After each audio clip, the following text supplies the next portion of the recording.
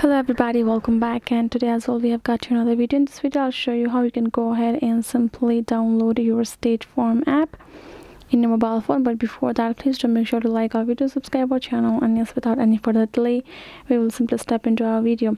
For the matter, first thing that you would like to do or make sure is, first of all, you're gonna go ahead, open up your app store or your Play Store at their mobile phone. Go ahead, tap on it, and then once you're in your app store app, open up, go ahead, go to search bar and type in State Farm, the designated name of your app.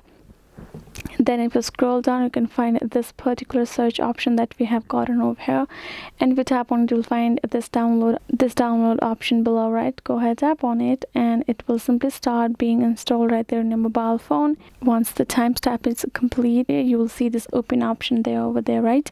Tap on this open option and you can see your State Farm app is now downloaded and is here opened in your mobile phone. You can go back and you can see the app is over there along with the other apps as you have downloaded in your mobile phone. So this is basically it, everybody. If you got more questions, make sure to leave them in the comments below. And yeah, thank you so much for watching, and yes, I'll be seeing you guys in our next video.